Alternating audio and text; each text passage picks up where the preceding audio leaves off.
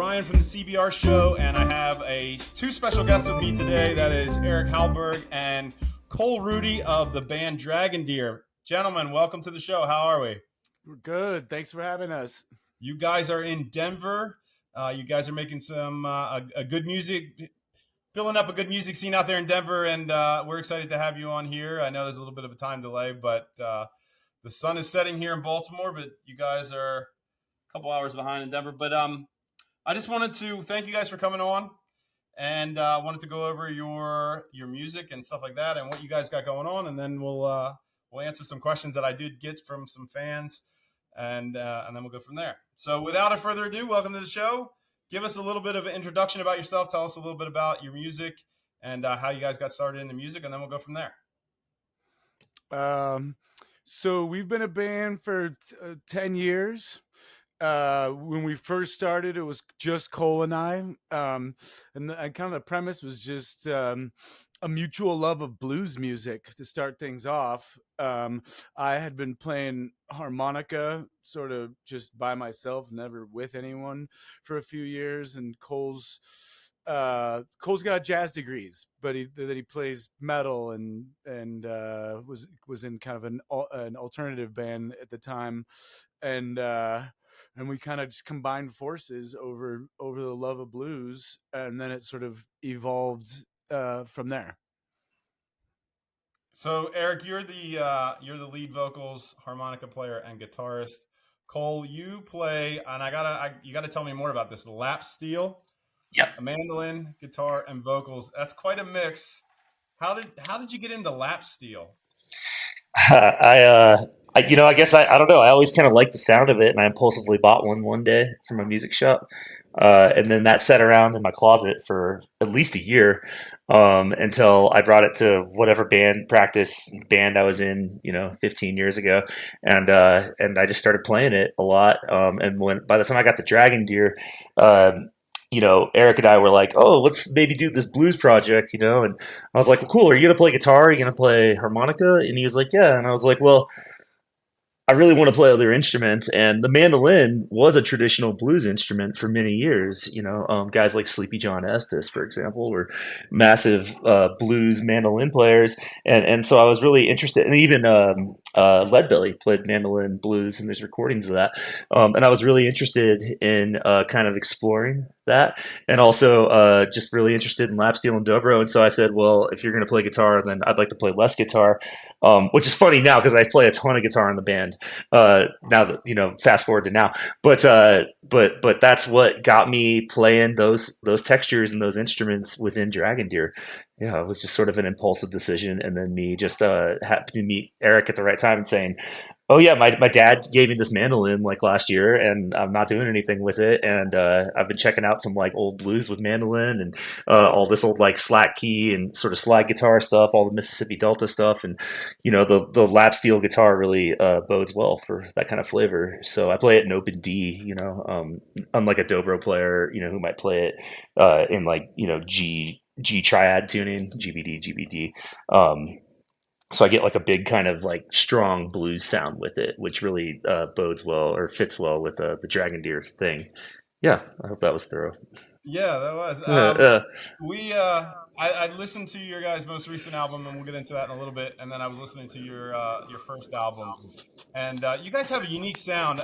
The best description, and I wish I could take credit for this, is the psychedelic blues band. Someone had you labeled as a psychedelic blues band, and then also like retro funk. I feel like your sound has like this comforting feel to it, like not like you've heard it before, but it sounds kind of simple. Like you pull a little bit of all those different styles together, and it blends well. It sounds good, And then Erick, you're doing a great job with the vocals, kind of making it just feels comfortable, right? Like I played your guys' album, I felt comfortable listening to it. I felt like I had listened to you guys before, but I hadn't. That's good. And then with that, Erick, you the one thing that I found out about you guys is that you taught yourself how to play harmonica, and I thought it was a pretty interesting story. You taught yourself. Is it true that you taught yourself how to play harmonica by driving around in your car with no radio? That's true. Is that right? That's true. Yeah. So the old practice space that I had was in downtown Denver.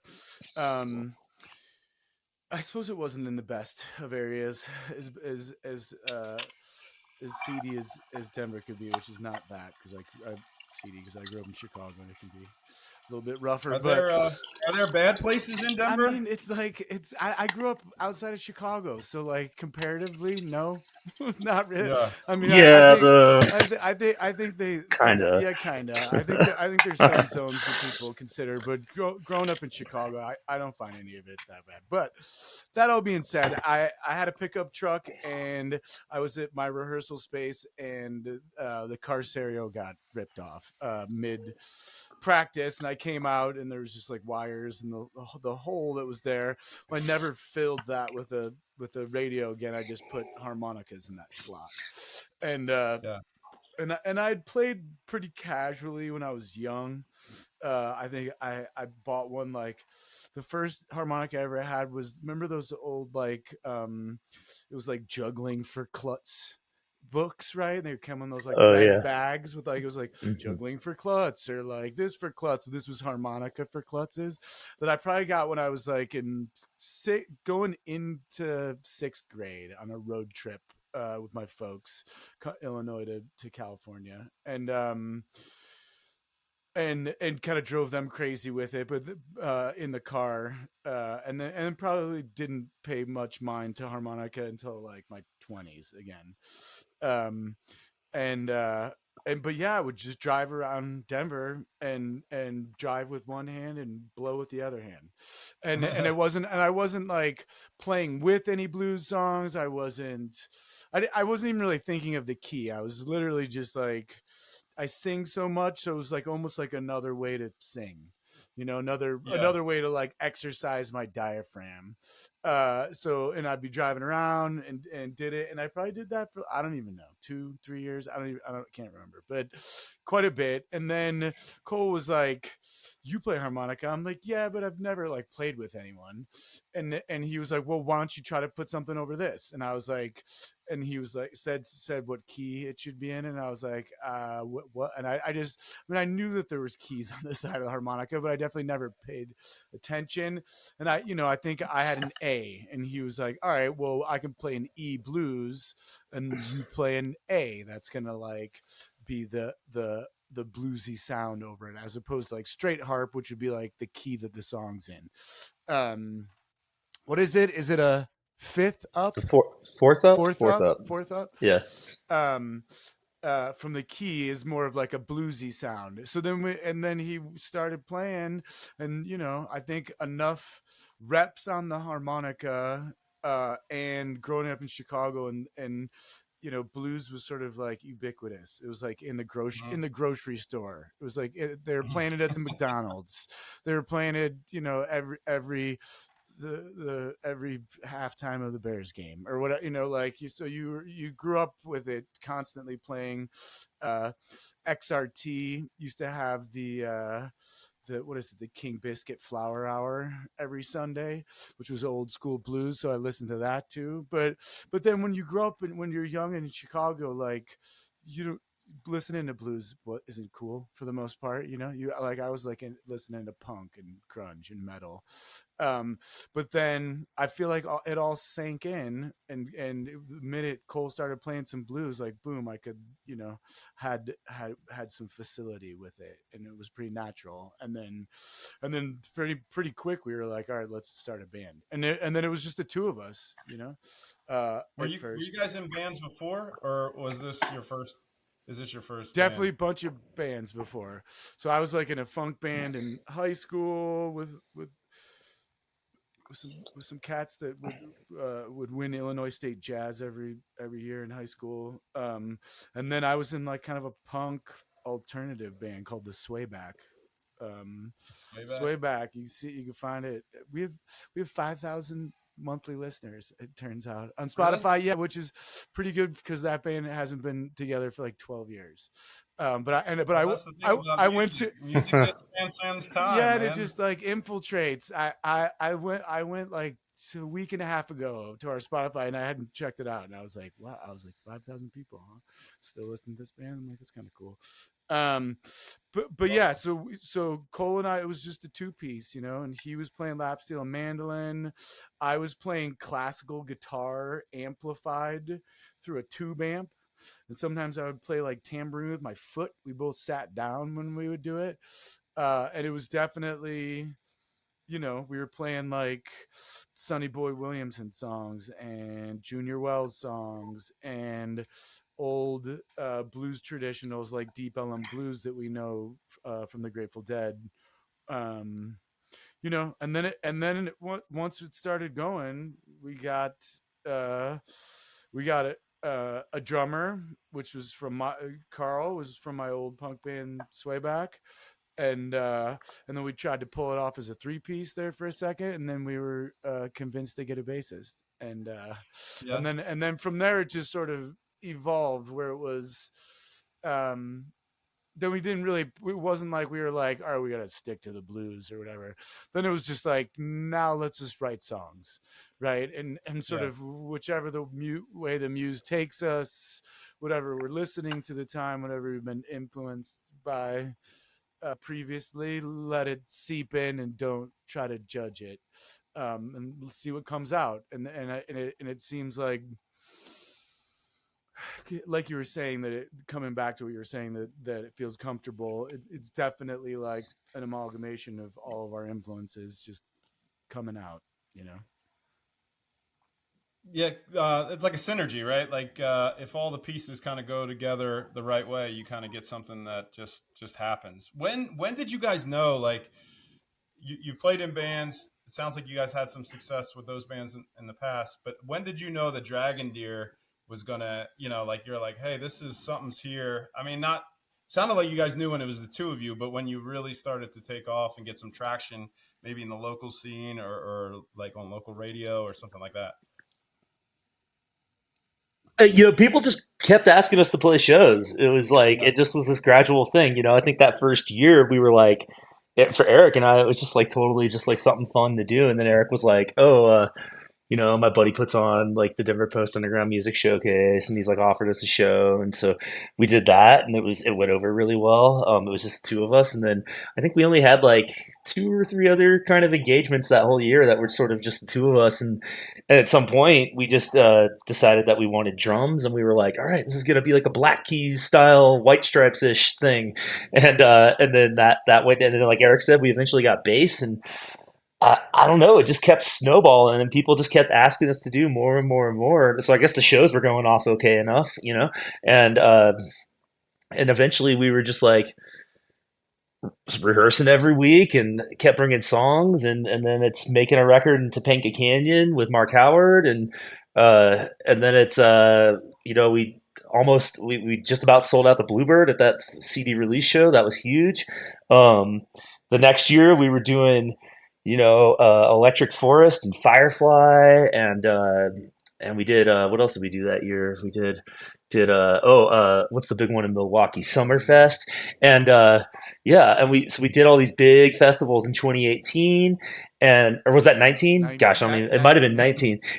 That was 19, yeah. So things were really rolling in 19, and our label's like, let's start making this new record. And we're like, hell yeah, we got all this new music, and we go in there with Eddie Roberts, our boy, and we start making this record, and then the pandemic just hit us upside the head so hard, and everybody, and all our steam just went out the door. And we were like going to Japan in 2020, like all this stuff, and so like everyone, it's been a gradual rebuild since then. But to answer your question straight up, I think it really felt like a band, and like we were kind of relevant once we had like bass, and once we sort of had that first EP down, and in the can, and then it kind of that EP for me was the self-titled Dragondeer EP that's got like 5 songs on it. That for me was like the original defining sound of kind of what we were doing, And Eric and I did that whole thing like in his home studio, just with sticking mics up in the corners of staircases and stuff. We got deep with it. I will always love that recording. It came out really, I thought, really well for what we knew at the time, which was like nothing about recording. I think you had made like one or other Yeah, record but on your I own, mean, I Eric, mixed it right with here, like and you on mixed it on right there. Yeah, this like gear right here. Are you yeah. sitting? Are you sitting where the magic Right, happens right right. now, This Eric? is where the magic used to happen. Now it's like demo world, Yeah, that's awesome. yeah. Mm, I'm in the studio space. hmm. So in 2018, if I got this right, you came out with your first album. Is that correct? That's Or the am I? first full length. Yeah, the First, first LP was 2018. Yeah, uh, and that's called "If You Got the Blues." Is that right? Yep. correct. All right, got one. 1 point for me. Yeah. And then I noticed from that one, your most recent one, "Across the Waves," the one that just dropped in October.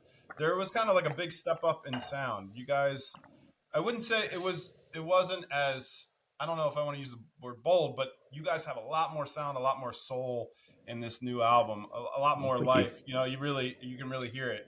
What was something that you learned from, I guess, well, recording your EP, your self-titled EP, and then a second, or the first album or full length album in 2018, to the big step to Across the Waves in 23? Like, how long did it take you? What were some of the big things that you knew from the previous ones to like help you or help energize this album? Anything like Well, that? well, the pandemic, the whole, I just talked about the cons of our career with the pandemic, Yeah. but the pro there was that we got a lot of extra time to spend on that record, and really figure out what direction that recording was going to take. Also, it had just been a very long time. It had been 5 years since our last release, so we had a lot of time to develop as a band as well. Yeah, and I appreciate you saying all that, man. That really means a lot to me. That's I too am also very very proud of that record. And that record was a major collaborative effort from kind of all of us, and Eddie Roberts, his production. Our former bassist wrote a couple of the best songs on that record. I mean, every song on that record to me is is is uh is really a team effort, no matter who wrote it, and it just came together beautifully. Like everything Will Trask added on production, on percussion, Casey Russell on organ and stuff. All that was just an Eddie too. Um, I don't know, Eric. Do you have any more to add to that? I feel like we just had a lot of time to marinate on that one, in the way it worked out, and we're lucky because we so many records you get done with a record. I don't know if you've ever made a record, man, but so for me, whenever I've finished records in the past, it's like you go back and you're like, oh, I wish that could maybe be different. Oh, we do that different now because like songs live evolve and stuff, and you're like, oh, I wish I had like played that lick this way there now, like I do it now or something because that's so much better. Like, and it's all relative, which is subjectivity to the max, anyways. But it's like that's kind of how it came about. Like we just, yeah, I don't know, Eric. I'm losing train of thought here. I feel like we just had a lot of time with it, and it was good because of that. We really got to dig in to what that record meant to us, and that's what I'm saying is this record. Just I don't get a lot of that. Like I'm really happy with the way a lot of it or most of it is. It's not like I want to go back and like make so many records I've made. It's like I wish I could go back and just do that differently or something. And I don't think that about this record. Is what Mhm. I'm saying. Yeah, and Yeah. Well, I what think was the? I think No, there go ahead, was Eric. a lot of like road miles under between the two records too. So it's like we kind of figured out um what works for us live and what kind of gets people moving, which is it kind of has been a goal of ours. It It's kind of true. seems like it's makes the live show fun, makes it fun for us when we see people moving. And I think when you were saying soul or funkiness, I think we were listening to a lot of music that like that. We had come under the tutelage of Eddie Roberts, who's the guitarist from the New Master Sounds out of England, and he owns our record label.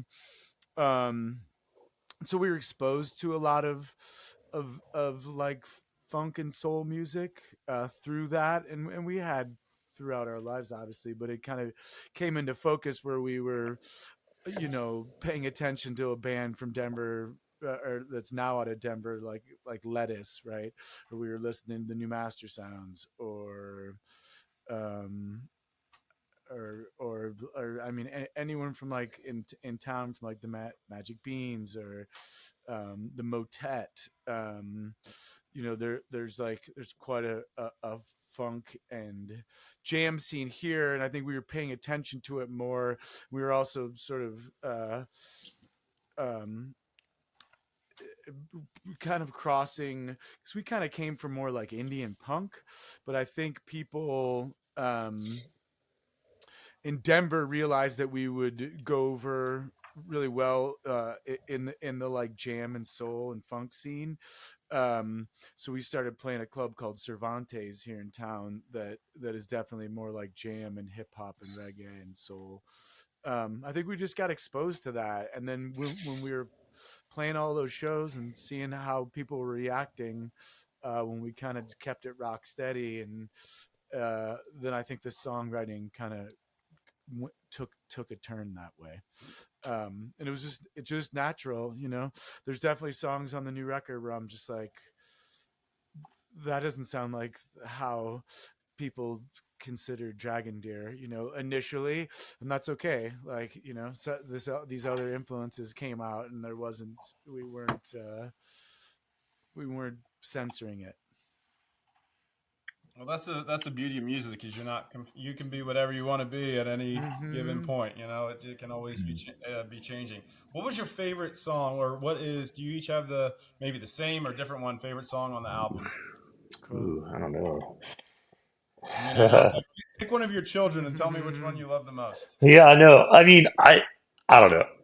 Like Across the Waves, the song itself, like always kind of gets me towards the end. I feel like when I'm like really into that song and I'm feeling it, like I remember like the first time I heard like the final mastered version of it, I was like sort of like jumping around my kitchen, being like, like I don't even know. I was like feeling it. So because it just has this like triumphant quality to it in the chord progression at the end that I think really kind of evokes some emotion. Yeah, I don't. I mean, I like them all. I really like them It's all. interesting because couple of them we Yeah, dropped as singles beforehand. So like Mirage de Trois and Manifest that are on the record, they had been out for a second, right? Color Red had released them, so it's almost like there's almost like different phases of that record, because like I love those two songs, Mirage and Manifest, like big time. But then, like, of the new yeah, batch that is on the record, I'd say Across the Waves too. Something about it. The Yeah. structure, the chord changes are cool. Like, for whatever reason, the words came out of me in an interesting way for it. It's still like interesting to me to be saying those words in a live setting.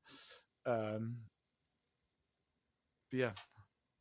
The I guess the question that I really want to know is, how many takes did it take to get the whistling down for New Dawn. New Dawn Get Down? I Because I think. I heard think. that and I was like, that's got to be really hard to get everybody together, or it's got to be really, really easy. No, It I, can't I be in the think I middle. think your first part Yeah, was the way that it was. yeah. It wasn't the easiest. Yeah, it was. I think there's 8 whistle tracks going on at once when you hear that. I think it's 4 Oh from me and wow. 4 from Eric. Oh, so it's just Yeah, you just two guys doing it. I thought it was no. like everybody in the band It's was the two of whistling. No, us. it It's should the be, two of but us yeah, stacked layers. But so yeah, that melody Cole wrote, and it was a guitar lick. Right? It was like it was on guitar, yeah, and Yeah. then when we were tracking it. Eddie Roberts has a song that the New Master Sounds, I think, made quite a bit of money off of, is like, it has whistles in it, right? And it's like, it's basically Yeah. like the Today Show of Japan, to bought their song to be their like intro song, right? So it's like they made a ton of money off the whistle song. So I think when when Eddie heard that lick, he was like, "It should be a whistle," and we were like, "A whistle, huh?" He's like, "Yeah, no, not guitar, whistle." And we're usually pretty not fully adverse, but maybe not super open to anyone telling us what to do in general about anything. But Eddie's such a bud that we were like, okay, let's try it, and we whistled it, and we were like, oh, that is pretty damn hooky. Okay, so not guitar line, whistle line. And that was the impetus of the whistle for that. But it was definitely like late. I mean, I would sit in this room. It like all the we retract the majority of the music in at Color Red Studio here in Denver. They have a small tape Hmm. 8-track tape studio, and but then vocals I would do here on this mic, right? Yeah, I would Oh, take really? this this thing off and put a pop screen in front of it. But this is I always track with the SM7, and but you know it would be like 4 a.m, like take 30. I'm like twisted. I've been smoking weed all night long and drinking, and I'm like the 30th time I would hit some interesting way that I hadn't sang it on any of the other takes. And then I'd be like, huh, Yeah. like if I'm warmed up and I'm keep blasting these tunes out and I'm just sort of open to the muse, this interesting way that I had never sang it before came out. And then that would be like what would make the record. You know, and it was like, I mean, Yeah. sometimes it was That's the way that awesome. I always sang it, but sometimes you'd get into this space and it'd be something different. And yeah, it was that amount of, like Cole was saying, that amount of time that we had to create. Sometimes it's like, all right, like we're tracking in the studio, it's on you, it costs this much money to be in here for these sessions, like, and you do like 2 takes and they'd be like, okay, that's good, we'll use one. And I'd be like, I'm just kind of warming up, like, I don't know. So to be able to Yeah. like track and then take the tracks home and then have it in our home studio and kind of run laps with it and get loose with it, like you kind of get into a place where you can sort of deliver a pure take of your intention, by doing that, as opposed to just like, all right, let's do it, cut 2 takes and that's good, that's enough. Yeah. What's the one thing you want your fans and people listening to the album to take away from it? Like, what's the one thing you want them when they're done listening to kind of to get from that new album, Across the Waves? Cole, you still there, buddy? Yep. Sorry, just was checking Mm-hmm. on baby. Uh, Dad yeah. duty never stops, even in podcast interviews. I'm so sorry to the No, audience. it's all good. Yeah, that's all right. I got 2 grown Oh, kids, believe it or not. So I, yeah, yeah. Yeah. The biggest takeaway, I believe this record. If you listen to kind of the cumulative message of all the lyrics, I really think it's about um, positivity and unity, uh, yeah, banding together to um, get through the tougher stuff in life. Every song to me is sort of a different version of that same message. It is. I don't think. Really I don't know if I don't bad. know if I was conscious of it. I mean, we both wrote lyrics, but Yeah. it's. I don't know if I was thinking of it that way, but probably being in the pandemic and like, there's a lot of like, there's New Dawn's got the like linking arms through all the fights, Mhm. and the says who is like, love who you love, unto yourself be true. Mhm. It's like it's definitely like, be yourself, be kind to your circle of spheres of influence, and sort of band together. Especially at that time, there was like, you were saying don't talk politically, but it was certainly kind of a divided time in the midst of that. So I think Well, Yeah, it's almost yeah. the Well, yeah, season. yeah. Coming back to it. Coming But back it around. was Yeah. like particularly divided then, and I think it was just it was definitely a reaction to just be like we don't know what's Hmm. really going on in the pandemic. There's all this like political divisiveness, but like you can kind of just like love your immediate circles and be true to that group, and hopefully as the pods of positivity can sort of expand out from there. I think it was definitely a lot of what it was about. Yeah.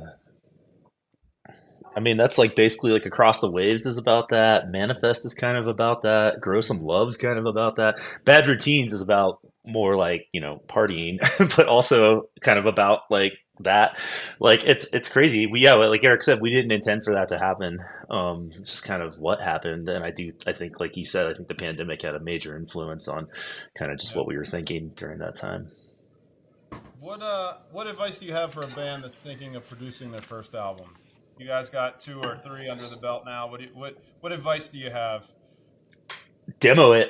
Demo the crap out of it before you go to the studio. You'll Yeah. thank yourself later. Demo it to any extent that you can. Make 3 demos of each song, because once you're in the studio, time is money and time is limited. And you know, we actually, that's something else we haven't really talked about at all with this record, or in this interview today, is that we did demo this one pretty extensively, Yeah. before we took it to the studio. We had sort of working demos of each of them that we multi-tracked in our own like home studios, before we even took them to Eddie, I think.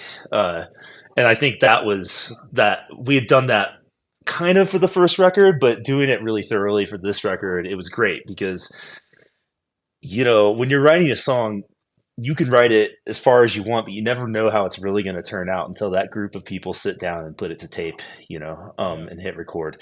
And then you have this thing, right? And then you can like develop this thing, and it can go like a bunch of different directions, and that is art. Um, so you never really know what's going to happen, but a good way to kind of get a jump on that, and get a good feel for where you're at with it, is to go ahead and make your own demos before you hit that full studio experience and do the whole thing, because you're going to have a lot more insights into what your songs mean to you and how you maybe want them to Yeah, because go. that's the interesting You part know, yeah. about the recording process. It's just like you could have the exact same song, and it could have 10 different feels, 10 different vibes. It could sound Mm, heavier. You could put an electronic beat behind it. It could be space echoed mm, out. It could, all you could take the exact same chords in the same tempo with the same exact dudes, and it could sound 50 different ways.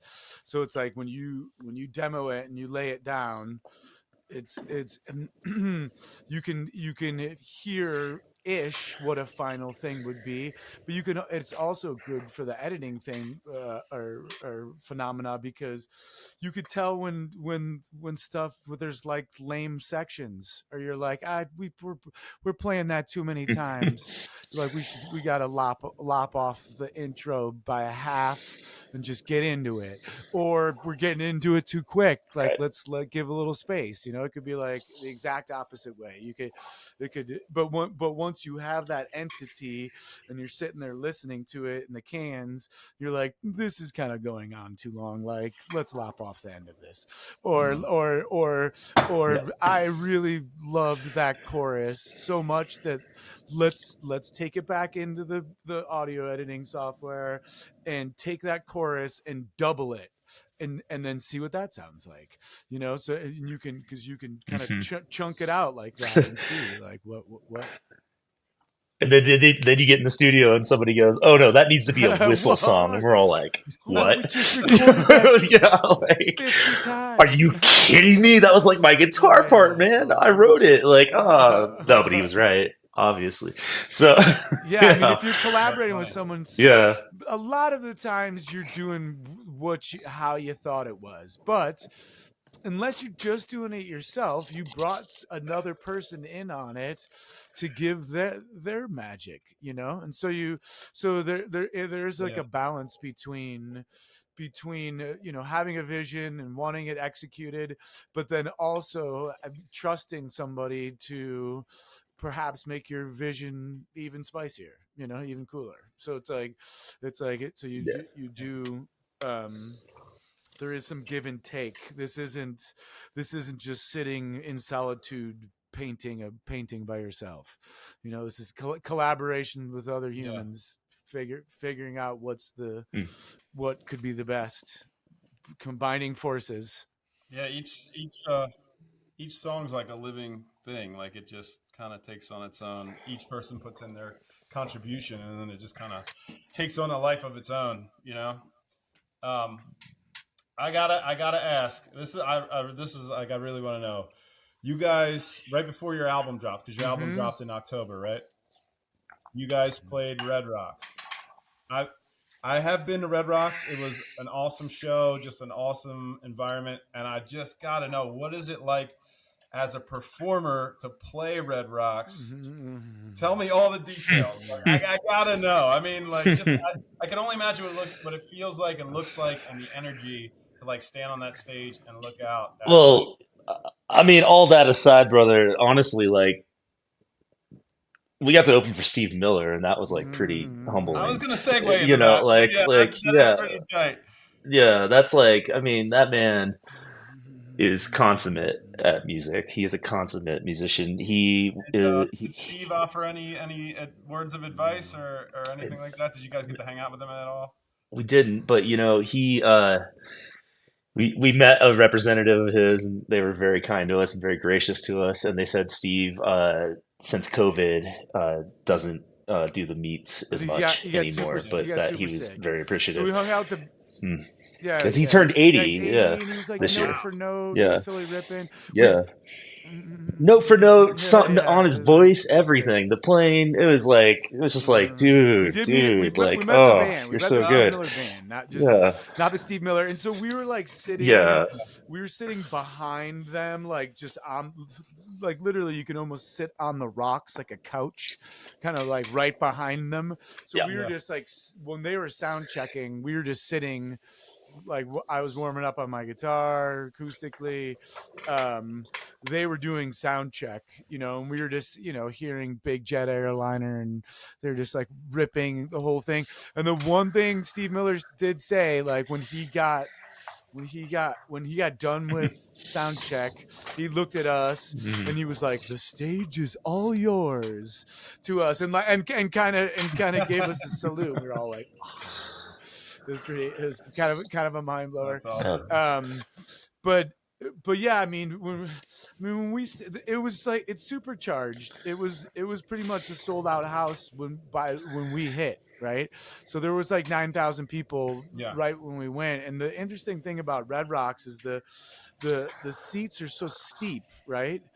So much more so than you're used to. So it almost feels like all 9,000 people are like right on top of you, right? So you're standing there and it's just like going kind of straight up, and they're all just like stacked up. It's like you'd envision a coliseum or something, but you're kind of like you're kind of eyeing the whole crowd, right? And I think everyone was just really accepting. I think there was people that knew who we were, but for the most part, people had come from all over the country to see Steve Miller at an iconic venue. So it was charged. And when we went out, when we walked out, it was like a big roar. And it probably took, they were receptive for the first two songs for sure. Crazy. But by the third song, they were like into it, and you could tell they were cheering and going crazy. And it was definitely, I always try to keep most shows sort of like even keel how I feel about it. I'm just like, it's like, this is a small show, this is a big show, like we're gonna rock the whole thing, like it kind of in a have a similar demeanor and high energy through all of it. But there was no denying for myself that when I walked out there, I was like, oh fuck yeah. I was like, oh yeah. I'm like, this is super, this is awesome. I'm like, this is not the time to be like, utilitarian about shows. I was like, this one's fucking intense and special. And and and the great thing about it is we had played like 5 shows in a row within the week and a half before, ish. So we had when you come in hot from playing reps, playing a bunch of shows in a row, that was a good time to be coming in hot. Like we had just opened for Collective Soul, that like right, Oh for like yeah, four, like the four soul. Yeah, 4 days Five before, five and then days before or we had done something. this 4 days run before. throughout Yeah. South Dakota. So we were just like had been playing all these shows. So it's like we came in and the band was like tight, and like that's a good spot for the band to be tight and warmed up.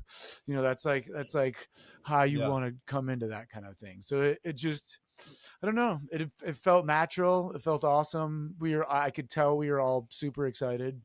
So and And to answer your question, it feels big, like just Really? big. Yeah, like compared to like everything else you ever play. It's like standing out there just is like, whoa. Like Yeah, and the sound took a little bit to get used to because there's a natural echo there. yeah, Um yeah. so it's like That's what I was wondering. Like, yeah. as everything's being projected out, like how does that like come back to you? How does it come back as like just a flow of energy? It just keeps you guys rocking harder, or Oh, like something. I didn't even think about like the Yeah. face to crowd being face, essentially and like like face to I was face with you because definitely, of the way it's i could stacked. i could hear my voice bouncing off the rocks, right? And so to the point where I was like literally like That's cool. playing it, sort of like you could kind of control like how you delivered it through the mic, of how it bounced and was coming back. So you were almost like Hmm. playing it like it was an Hmm. effect, like it was in a knob on a reverb pedal or something. Like That's cool. you could hear it coming off the rocks. It was pretty cool. That's cool. Do you guys have any other venues that you really, that are on the bucket list of places you would love to play, or even places that maybe don't even exist anymore that you would love to Hmm. play if you could? I'd yeah, like I like mean, like can I'd like to. Yeah, right. like Yeah. Pompeii. Uh-huh. Yeah, Yeah, Yeah, like, yeah. I mean, where we Pink played Floyd one did the show yeah. internationally. We played in Germany. I'd like to play just anywhere outside of the United Mm. States would be rad. Um, yeah. I Yep. would like to play the Gorge. I would like to play like Bonnaroo, or like Jam Cruise would be fun. Yeah, Taverns, the Jam caverns would Cruise. be rad. Um, Hmm. uh, Hmm. yeah, I don't know. England would be fun. England. We played. Yeah, we Anywhere in played that Asia one or club in Africa. Yeah. San Diego. Was kind of fun. Yeah. It was the Belly Up in, because we play the Belly Up in Aspen, but there's a Belly Up in San Diego. I remember liking that one, and maybe it was just because I surfed in the morning beforehand. Mhm. But I'd like to go there again. Yeah. Yeah, What? Canada. Canada. Yeah. What Yeah. is there one place that like stands out to you, like as like your favorite place to play? Or I mean, it's kind of like a loaded question. The same one as like what's your favorite song? But like, is there anything that you think of like, yeah, this one show, this one time was just something special about it, besides Red Rocks, of course. I mean, I think for us, like Cervantes has been such a That's in home Denver. for us for the last few years, and that's in Denver. So Cervantes is like a really special. We always feel really comfortable there. We Yeah, love that place dearly. Uh, no place like home, right? yeah, no place like home. We also I have a really soft spot for the Bluebird Theater because I used to work there, and that's where we did our album release in 2018. Uh, I will always love that theater, and we're playing there again at the end of this month with this amazing British band called Young Gun Silver Fox Mhm. on the 27th. And then same thing the next night at the Aggie in Fort Collins, which I'm also really excited to return to because that's an amazing theater too. It's just like about the same size as the Bluebird, a little bit I'm smaller maybe. excited to play that one Uh, too. We haven't been there for a while. Yeah. we haven't been there for a while, so yeah, we don't get to Fort Collins nearly enough.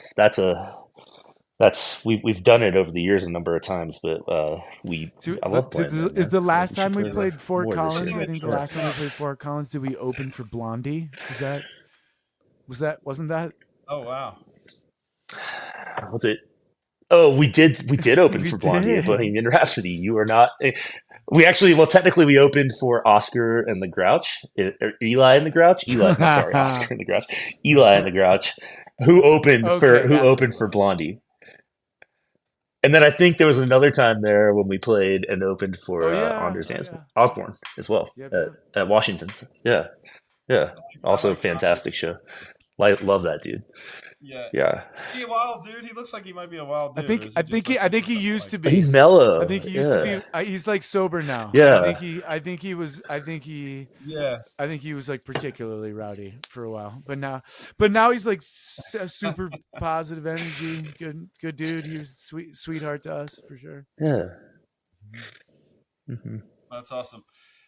Quick question: the name Dragondeer. I wanted to hit that in the beginning, and I totally skipped over it. But where's that name coming from? I think I saw that it means like good fortune or Mhm. good energy, something like that. Yeah, well, Is that where you guys I pulled used it to from? work at a sushi restaurant up in Boulder. I was a waiter, sushi zami, and Uh-huh. we sold a shit ton of Kirin beer. And so I looked up what a Kirin was one day, and it said it was a dragon deer from Asian mythology, that would like show up Mm-hmm. at the when new emperors and it was like the sign of good luck, um, in this like new era, you know. It's a. I always thought it was the ancient uh, Japanese slash Chinese half dragon, half deer that lives in the woods and shows up at the beginning of a new era, or like Eric said, like when like a king was Hmm. born or something like that. So kind of a, but yeah, it's like a But good yeah, it said fortune half sign. dragon, half Yeah. deer, Nice. and I was like, huh, dragon deer. And I was like, that's pretty cool. And yeah, it was my DJ slash design name there for a while, and then when the Oh, band nice. started, we took it over. Yeah. That's nice. What?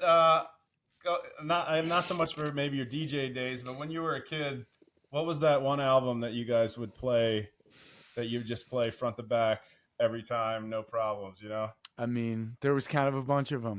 Everything from like Yeah. Misfits, Walk Among Us to like American Beauty, Dead to like Fugazi, Repeater, to like I don't know, like some like a Muddy Waters best of or something like that. All kinds of different stuff. Yeah. Cool. I had White Zombie on cassette tape, Nice. and I would listen to that over and over. I think I wore it out. Just I am the Astro Creep, Revolution style, America's freak. Yeah, just Rob Zombie like 24 hours a day in my like 11-year-old bedroom. And then I got a Megadeth CD. I got which one was it? Euthanasia, and then I got the follow up Countdown to Extinction, and those were big, heavily played. And then I got a Notorious B.I.G. CD, and then I think I got Hmm. Injustice for All. So I had a lot of that going on. But then my dad had like the whole Robert Johnson record collection, or like the like 8 record box set or whatever. And Yeah. so when I was a kid, I would just listen to that like over and over and over again because I really liked it. And I didn't know a thing about the blues when I was like 8 years old, but I would just put it on all the time. And I really Yeah. liked records from like a really young age. Um, yeah, so those come to mind. But later, Yeah. White Zombie, yeah. Kids today will never know the struggle of cassette tapes and what happens when the strip gets caught up in the thing, and then you had to use the pencil to straighten it back out. Right, and then you screw it up, and that part of the tape always sounds terrible, or you break Yeah. it, and then the tape's just done, and you're like, Yeah. I They'll don't never have know. another $8 to go to Blockbuster Music and buy another tape, man. Come on, yeah, That's the one thing that I think kids miss yeah, out on nowadays is like growing up. I was born in 1980, but like I don't know when you guys were born. Um, yeah. 83 here, close. yeah, Yeah, so close. 73. Eric, how about you? Hmm. Oh wow, really? oh, he's Hmm. honest. He's an honest man. Wow. Uh, You definitely look way younger than me. yeah, Yeah, but remember the joy that was like going to a record shop or a tape place? Like for us, it was called Record and Tape Traders. I don't know if they were national or not, but like you would go there and you could trade in something you didn't like and get a couple bucks, and then they would put it in the discount bin. But like just going through, I just remember flipping through like the CDs or the albums to find something. Like that was you Yeah. could do that for like an entire day. Oh And yeah. then you would go home and listen to them over and over and over again and then figure out whether you like the album or not. But like now everything is just push a button and that's it. And then on Yeah. to the next one. What record was it for you, man? It was cassette tape. It was Pearl Yeah. Jam's 10 album. I Oh yeah. loved that Oh album. yeah. I loved and then like more so like the beat. I mean, of course I love the stuff that was on the radio, but like Yeah. Oceans and a couple of the other ones that were just Oh like, yeah. not played. And then I was really into Stone Temple Pilots, like their Oh first yeah. album before. Like I love that album. And I Yeah. Yeah. wore those things out. But I Yeah. also was like a master of perfect timing on recording a song on the radio. So I would make like my own mixtapes or Yeah, I whatever. did that too. I did that too, man. Yeah. Yeah, and I recorded like there was like this like ska show because I was in North Florida, like, and I would record that like every Saturday night so I could like listen to ska like all week, and all that Yeah. stuff. Yeah, Well, there was a kids there was these a days blues will never show. know. Yeah, They'll never know. yeah. Man, takes me back. Yeah, it's so different now, man. That's a really it's totally different. It's instant access to anything we want now. We don't listen to records like we're talking about front to back like we used to. It's like everybody's listening to playlist or whatever. So it's like people are taking in art differently now. Yeah. Well, I Yeah, saw someone doing something on social media where they were recommending like new artists, like like here's a song you should check out. And I like that, but then I was thinking like what about all the songs? And I literally just did this yesterday. And I got a little bit of a warm reception, more so on YouTube, which I was surprised. But I was just like songs that you might not know but you should. And I picked an old Marvin Gaye song yeah, and put it out there, Inner City Blues. I heard it the other day and I was like, man, why? More people should hear this song. And they probably either don't know about it or forgot about it.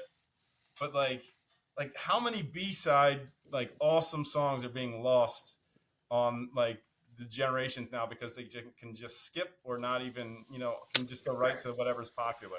right, Like we have man. to suffer through even the bad songs by our favorite artists, and Yeah, then we're even at times they became your favorites down the road.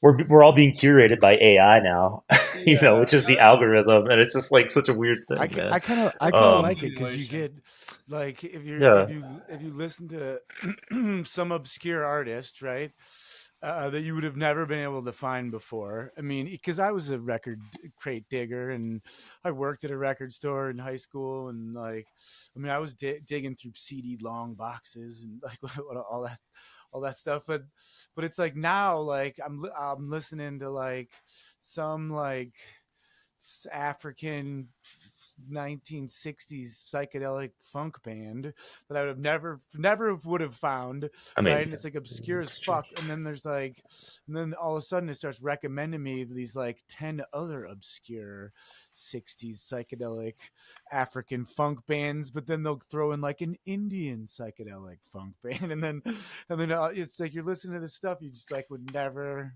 have listened to before. It's like sort of a never-ending pit of influences that are happening.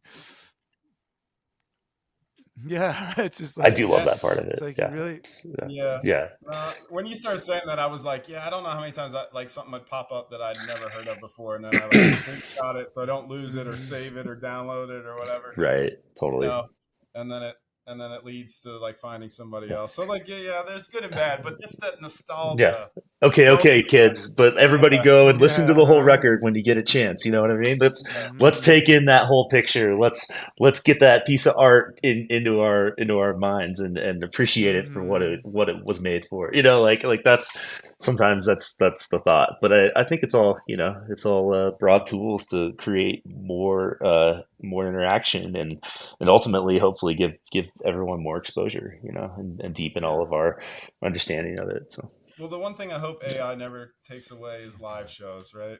Like, because that's just something to it. I mean, me and my wife, we love going to concerts and just even if it's a band we might not particularly love, but just for the experience. Because like a lot of times bands, and I would say you guys, from what I've seen of videos and stuff, like the live performance, like the albums can be great, but the performance can just be so much more because it's that human element that kind of get that maybe doesn't necessarily you can't get out of an album, but you can get from seeing them live and experience and just feeling like you feel it. You know, Mhm. you feel the vibe of the band. Thanks, man. And so there's Appreciate been that. bands that I've like listened to where I'm like, I kind of like them, and then I see them live, and then you like you love them. You know, like you love Mhm. them after that. You're like, they're so good. It's Right on, definitely man. it's def But Thanks. it, it's yeah, if you definitely guys, like two different art what's that? forms, right? And especially in this band because we are Yeah, very conscious of like what the delivery of a song is on the record, and we want that to be one thing and have a vision for like what it is on the record. And then almost every song has like the live arrangement, right? And it can yeah, morph. In Red Rocks we didn't have that long. Sometimes we play like 2.5 hour sets, right? So in those sets we're like taking yeah, these songs and stretching out chunks of them and like really expanding, whereas like Red Rocks was like a quick banger, and songs that we had been playing that were like sometimes we play and they're like 8 or 9 minutes live, we like lopped off like half of it for that to like have a condensed version. And it's sort of like per audience, per situation, you can sort of like morph the songs to the different lengths and feels. It's interesting. Mhm. yeah. What what's your favorite song to cover live? Cool. Do you got a favorite one? Is there like a song out there that you guys wish you wrote? I asked the band in another interview, and I think that they Oh came yeah. back with the Buzzcocks. It was a um, Buzzcocks song, and they just said that they just love the feel of playing that song Mm-hmm. live, even though it's not theirs. But they'll throw that in every once in a while, and people who have never heard it are like, "Man, what was that song? It was so good." And they're Mm-hmm. like, "Oh, it's a Buzzcocks song." my favorite cover that we ever did was Oh "Give Me Some yeah. Lovin'" by the Spencer Davis Group, Yeah, I and don't we think used to I know. close all our shows with it for like the first 5 years, and then we were just like, okay, we've done that enough. But I did love Mm-hmm. playing that song every single time, and I would play it on That's mandolin, which fun. was really And fun. we Yeah, do Yeah, first aid yeah. kits, silver lining. Is it's just like sort of a mind blower of a lyrically, of how good it is. And Mm. so that one's still always fun to play live. all right, I have some questions, and some of them we kind of hit on. But from the thing I put out for people asking questions for you guys, the first one was, what was the first Well, instrument that you guys owned?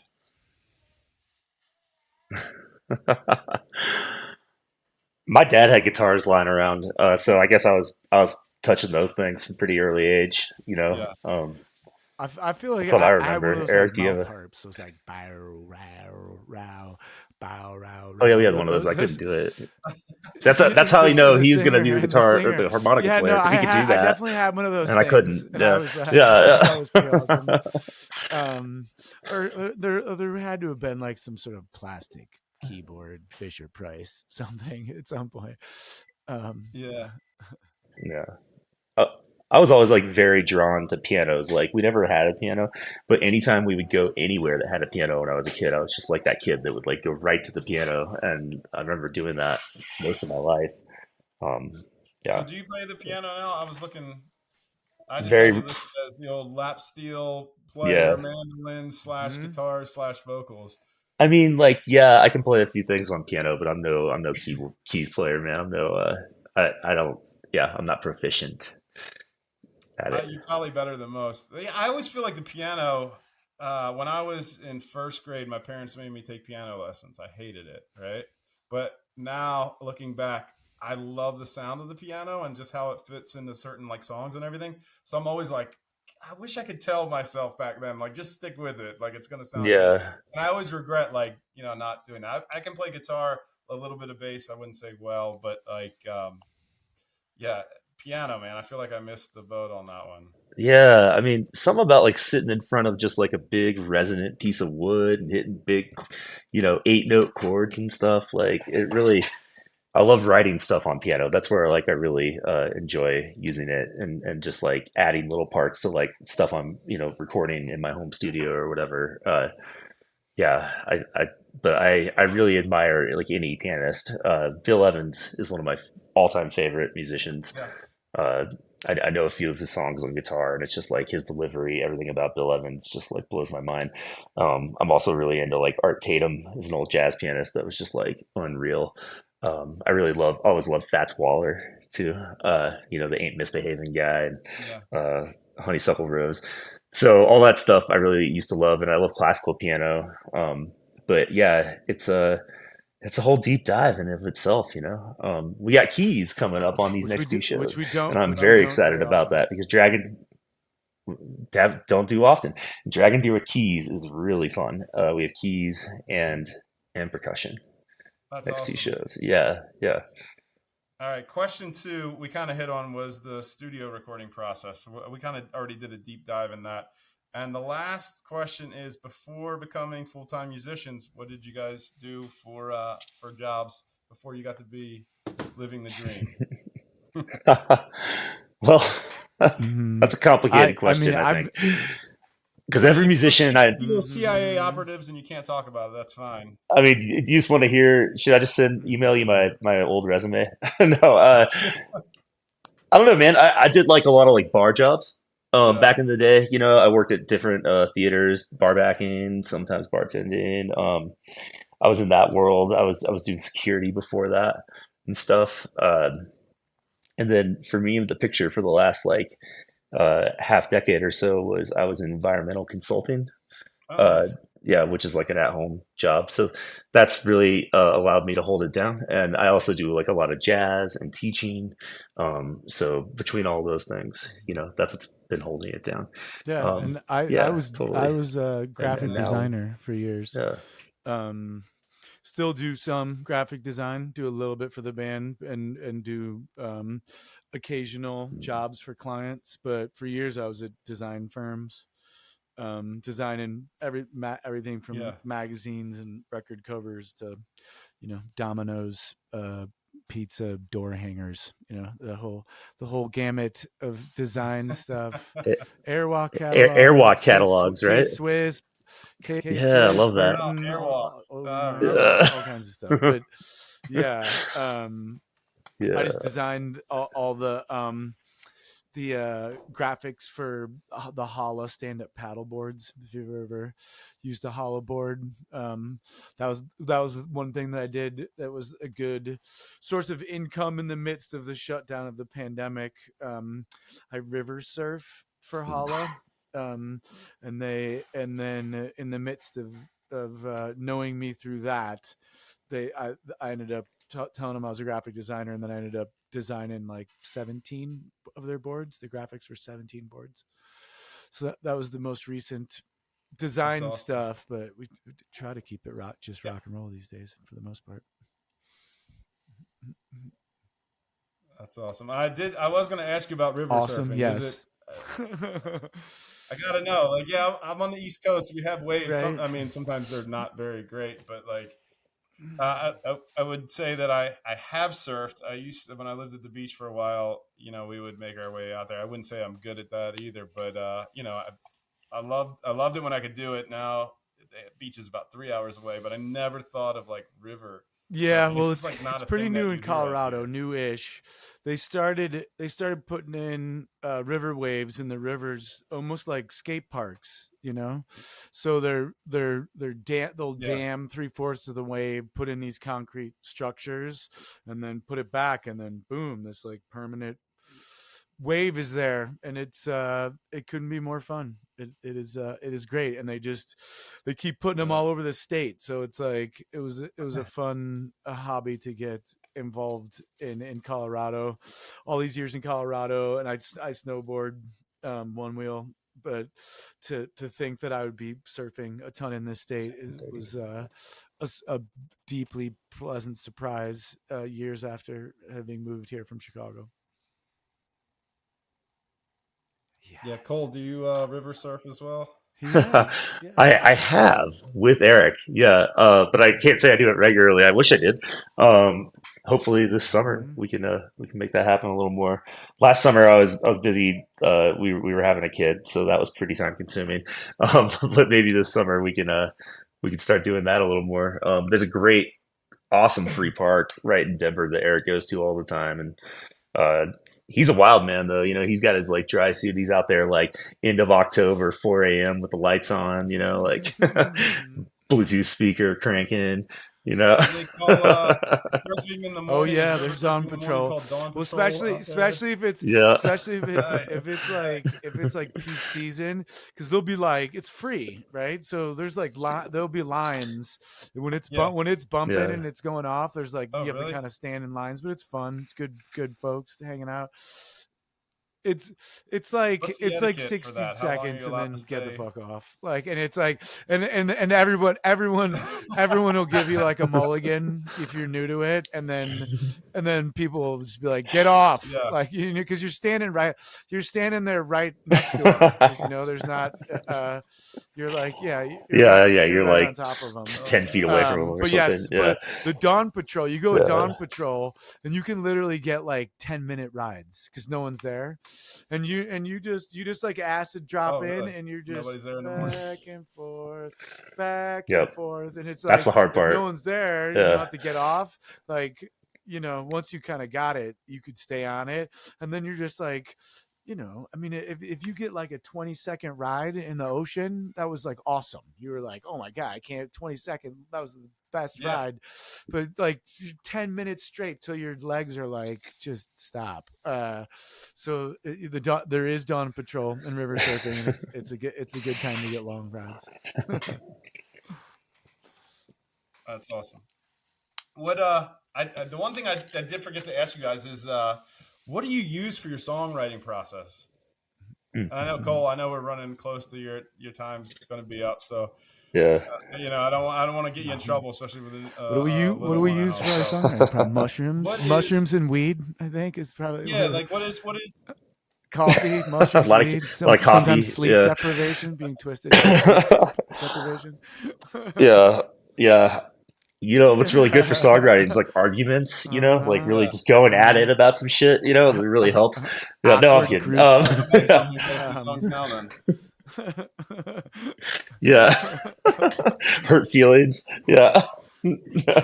No, I mean, I think realistically, the way it works is it's so easy to have a home studio now, you know. So usually, when someone has an idea, they'll sketch it out in some way, whether it be like even just a phone memo recording or like a more of a demoed out thing and bring it in, and then we kind of will play it over the PA system, and then just get into whatever that feels like, and changes start happening and decisions start being made. But usually, we'll just jam something for a while. I would say, yeah. I mean, there's usually like a structure. There's usually some very loose structure, and we'll just explore ideas like whatever. If there's just 2 ideas or 3 ideas, we'll explore those, and then sort of see how everything fits together and kind of what feels natural. And you know, I think a lot of it with us, a lot of like our songs develop over time, in that we'll write them and they start out fairly simple, and then this things start falling into place. The more and more you play it, the more and more you play it. And we definitely had a lot of songs like that going into the first record, because we played them for a long time before we went and actually recorded it. Yeah. And then this record was sort of the opposite of that, where we brought a lot of really fresh stuff. Some had been extensively demoed, some was like totally fresh into the studio, and just went from there. So yeah, it can really happen a lot of different ways, for sure. Awesome. Well, Yeah. fellas, this has been a great interview. I'm looking forward to seeing you guys when you come to the East Coast. I don't know. Thank you. I Yeah. I was looking to see if you had a tour coming up, but your next 2 shows are the 27th and 28th, like you said. Bluebird Theater in Denver, and then the Aggie Theater in Fort Collins. Go check them out. Pick up tickets, and if you haven't already, check out Across the Waves on all the streaming platforms. It's on all of them. Apple, Yeah. Spotify, Google, and then maybe even go try and find it in a record store. Yeah, it's on vinyl. You can actually go to our record label site, Color Red Records, out of Denver, and order it on wax right from there. And they'll send it to your house. That's awesome. Yeah, give everybody where they can find all your information, website, Instagram. So it's dragondeer.com. Facebook, all that stuff. And we got a store there. You can buy the last record and shirts, CDs, and then If you just type in Dragondeer on Spotify, it'll come up. Instagram is /Dragondeer.